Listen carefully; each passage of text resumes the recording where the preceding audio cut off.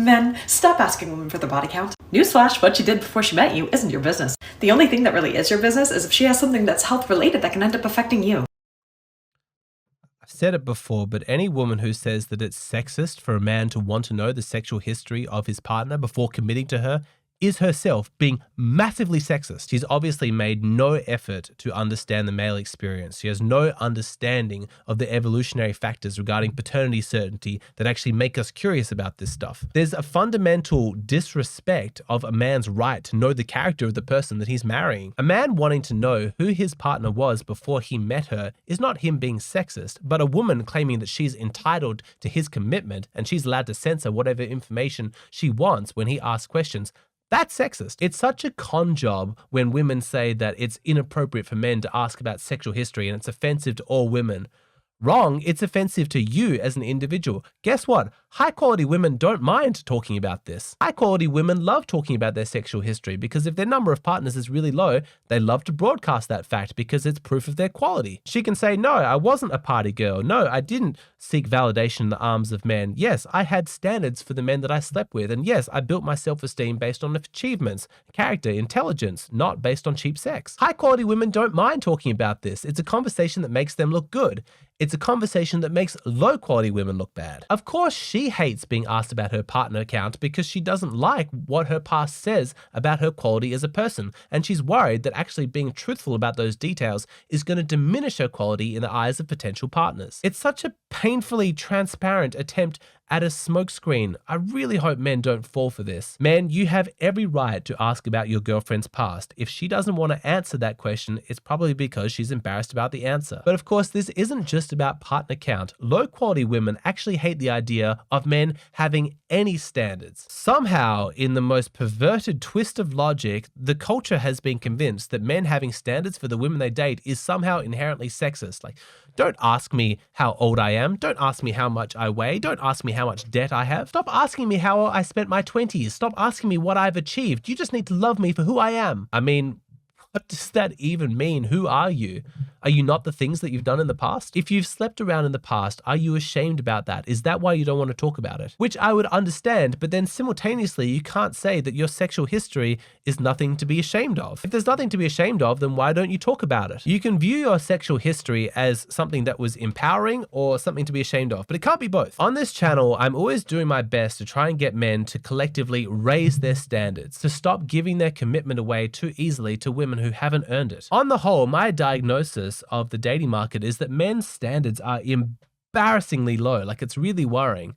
But at the same time, I do understand why, because the dating market is rough. Like, it's hard as a guy to try and find women to date you. You know, their standards are so high, there's so much competition. And so if you find a woman who's like, yeah, I'm willing to be in a relationship with you, even if she's got some problems, some red flags, I understand why men are willing to overlook that and like offer her commitment. Sexual loneliness is a big factor in this as well. Like, a lot of guys have just gone years without being touched, without being validated as like a sexually desirable being. It's like, yeah, all right, she's got a bad character, but I'm going to ignore that because she's willing to sleep with me. I don't want to be judgmental of those men. I don't agree with it, and I'm trying to talk them out of having those low standards, but I do fundamentally have compassion. But it worries me because I feel like not enough men actually understand how much damage a low quality woman can do. They underestimate a woman's capacity to make your life miserable. High quality women can enhance your life, make it amazing. It can be beautiful, the peak of human experience, but a low quality woman can just destroy your happiness. It's why I say that men should only be dating high quality women or women who have high quality woman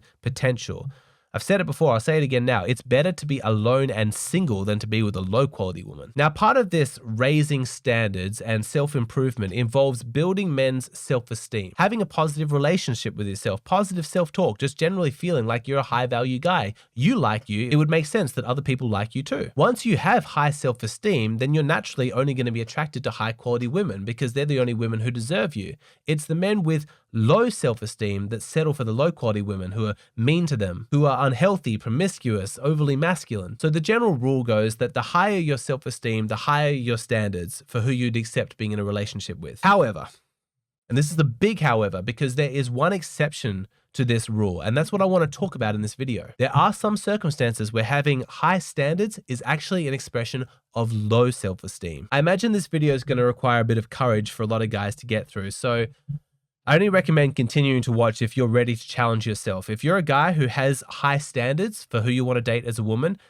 then you might want to watch this one to really test yourself. Like, is this coming from a good place of high self-esteem, or is it coming from a place of insecurity and low self-esteem? Okay, so we've established that men should have standards in who they date, who they give their commitment to, and that the only women who are going to object to that are women who are afraid that they're not going to make the cut. But I've also said that having high standards as a man can sometimes be an expression of low self-esteem. Why is that?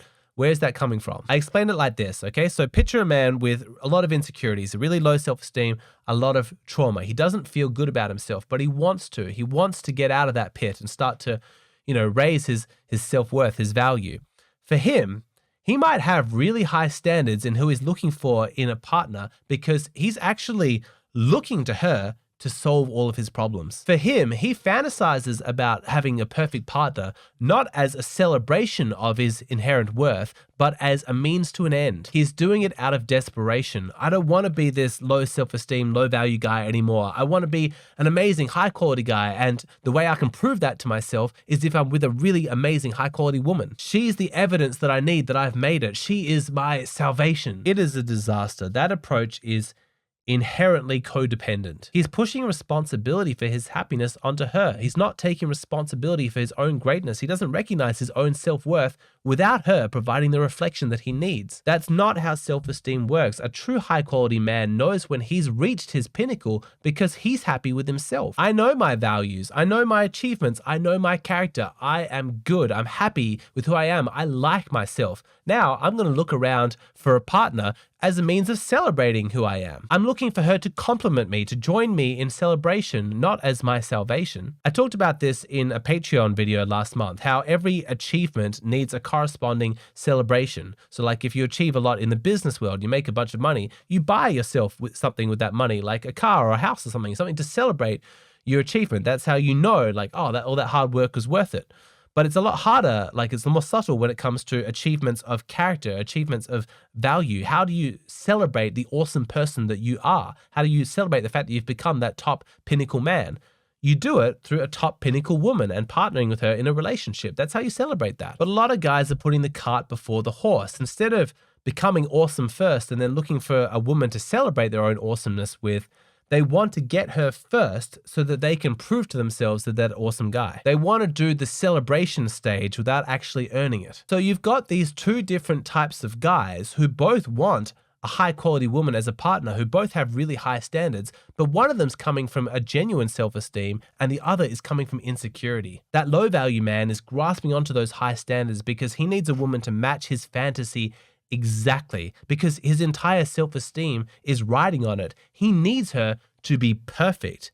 And with that word, I want to introduce a new concept. When it comes to women and having high standards for what you're looking for in a relationship, it's okay to have standards of, I only date high quality women, but it's not okay to be only looking for women who are perfect. There is a big difference between high quality and perfect. And if you're looking for a perfect girl, then you actually have a lot of work that you need to do on yourself. I see this very frequently in my Hey Hero requests. Like I had a guy from Europe, I'm not going to name the country, I'll protect his anonymity, but he was struggling to commit to his girlfriend because she was a couple of years older than him. He's 26, she's 29. I know that's rare. Typically with hypergamy, you find that the man is older than the woman, but whatever. They had a great connection and they have a very functional relationship. It works for them. She has a good job, she has good values, she treats him nicely, she loves his family, she's really kind to him, she loves his sense of humor, laughs at all of his jokes. Like the relationship is really, really functional, but he has a lot of difficulty getting over the fact that she's 29. And that's actually why he wrote to me, because as good as the relationship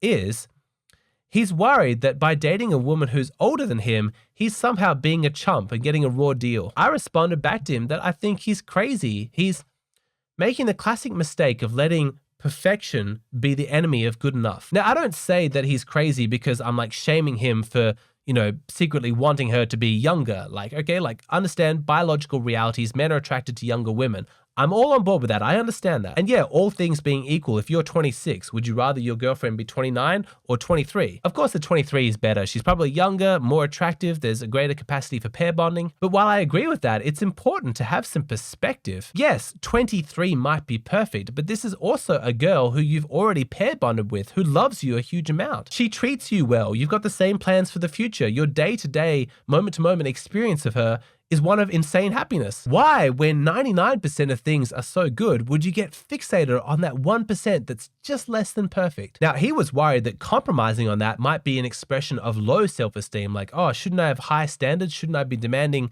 that she's got all of these qualities exactly perfect as the way I've picked out? But no, from my perspective, if you can't tolerate something less than perfect, then it's actually an expression of your insecurity. When everything else about the relationship is good, but you just focus on that one flaw, well, that says that the issue isn't her, it's you. I had a similar story from a guy from South America a few months back, and he'd only been with one woman before he met his current girlfriend, where she'd had like 5 or 6 partners. Like, yeah, okay, that's less than ideal. You'd probably prefer that you were more sexually like on par with terms of your experience. But everything else that he described about the relationship sounded absolutely ideal. They loved each other, had heaps of fun. All his friends are jealous of him for able to get such an amazing girl. But as he told me his story, I became really worried that he was actually going to lose this girl, because that insecurity about her sexual experience, he just couldn't get past it, and it was causing them to have fights and arguments. Again, please understand the nuance here. I'm not shaming him for caring about the fact that his girlfriend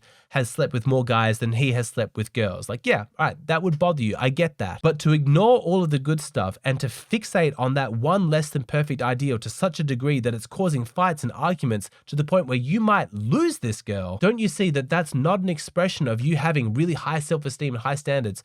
That's you having low self-esteem. That's you being insecure. If you're still holding so tightly to an image of perfection, like an absolute fantasy girl, then deep down, you're still hoping that she's going to be your redemption. As a man, it is fundamentally not masculine for you to be looking for a woman to redeem you, to give you high self-esteem. It's codependent. You have to take responsibility for that. Whenever you're dating a woman, I hope that you're always keenly aware of the fact that she is a real human. She's not a cardboard cutout. She's not a fantasy. She's not some perfect angel whose only point of existence is to save you from your low self-esteem. She's a real person, which means that she's going to have flaws, which means she's going to make mistakes, that she's probably going to have a few regrets about things she's done in her past. She might be high quality, but she's not going to be perfect, and you shouldn't be looking for perfect. You can demand high standards, that's okay, but do not demand perfection. The idea of two perfect people meeting each other, recognizing each other's inherent perfection, and then getting together in a relationship and then never fighting, just always being happy, is a ridiculous delusional fantasy. Just get that out of your head. Just rip that out. That's not going to occur. Have realistic expectations. You're a little bit flawed. She's going to be a little bit flawed. Please be able to recognize that in the other person. If you are just seeing perfection in your partner, it's probably meaning that you're ignoring red flags. The early stages of a relationship in particular should be messy because you're attempting to do something really intense, really big, like you're trying to blend your life with hers. Of course, you're going to rub up against each other and you're going to have a few fights and disagreements. That's normal. If you freak out because you sense something in her might be slightly less than perfect, then it just reveals your own insecurities. A stronger self-esteem in a man should be like, oh yeah, of course, I expect this. I'm strong enough to be able to work through this. Let's talk about it. The only couples that don't fight are those that don't see the other person as a real person, right? They just see them as a fantasy. They ignore all the red flags and just delude themselves. But a truly high quality man is not threatened by the fact that she has a few flaws, that she might make a few mistakes, that she's less than perfect. That doesn't bother him. He doesn't need that. His self-esteem is not so fragile that everything has to be perfect. But please don't take this advice and then overcorrect the other way. I'm not saying that you should be committing to low quality women. I know I've received criticism sometimes in the past for the advice that I've given because it seems like I'm saying it to benefit women. And yes, like I can understand, like listening to this video, you might be like, oh, Alexander is doing this for like all the sisters of the world because, you know, he doesn't want them to be subjected to ridiculously high standards from men. Like he's just doing it to benefit women. I'll admit that what I've just said is probably going to save a lot of women a lot of headaches and promote happier relationships for them. But that's not my purpose. This is a channel for men. I make my advice for men. And the reason why I'm saying this is because I don't want men to miss out on great women, high quality women, because they're too focused on things being perfect. Please do not get complacent. I know that you guys don't have access to the sort of raw data that I do because I live and breathe this stuff every day, but trust me when I tell you that I get a lot of Hey Hero requests from guys lamenting about the girl who got away. You know, I had this amazing relationship, she treated me so well, but there are a few flaws and so I broke up with her, or I wanted to experience variety and sleep with other women, so I broke up with her, and now here I am 5 years later, I've never met anyone that compares and I'm really miserable. What do? It's absolutely real. You don't have finite time. I know that the manosphere focuses a lot on like women have like a shelf life and they're going to hit the wall at 30. Men have a shelf life too. The idea of you as like a late 30s or early 40s guy being able to attract a 21-year-old into your bedroom is pretty delusional. Yeah, it happens if you've like crazy high status and you have no standards for the girls and they're like, yeah, like I know she's a gold digger or a clout chaser, whatever. I don't mind. But understand, most women aren't seeking a man who's like massively older than them. Do you know what the average age gap is in relationships? It's not that high. It's 2.3 years. Like, yeah, women want to date older men, but not like crazy older. So if you're 35 years old and you're in a great relationship with a woman who's like 99% amazing, but there's just this one part that's not quite perfect, don't break up with her expecting that she's going to be easily replaced. I understand commitment is scary, and to actually choose someone and commit to that is a big deal, and I don't want you to take that decision lightly.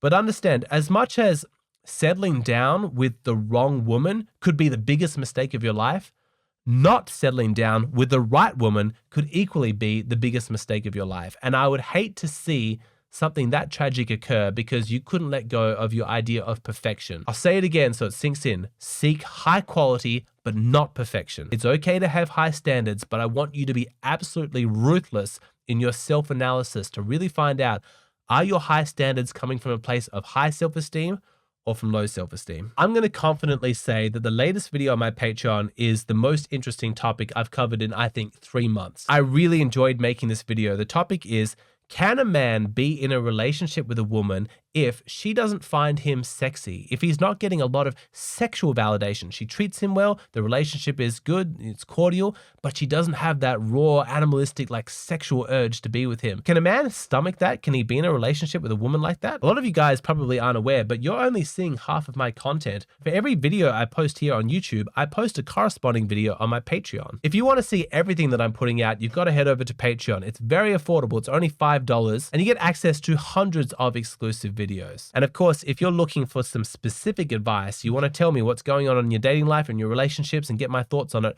reach out to me on Hey Hero and I will create a personalized video just for you and your circumstances. And finally, for anybody who wants to take their knowledge of this stuff to the absolute deepest level, I can't give my highest possible recommendation enough of buying my course, 100 Sides of Women. It's only $50. I offer a 100% money back guarantee, so there's no risk in it. It's such good quality. You're gonna get 6.5 hours of video footage, and it requires you to stop the videos and like write down your answers. It's a series of video exams. I take these real life stories, real situations, and then I test your knowledge of like psychology and behavioral insight. Anyway, one of the videos is available for free, so you can test it before you buy. I got a link down below to a video that explains the whole thing in depth. I really suggest you check it out.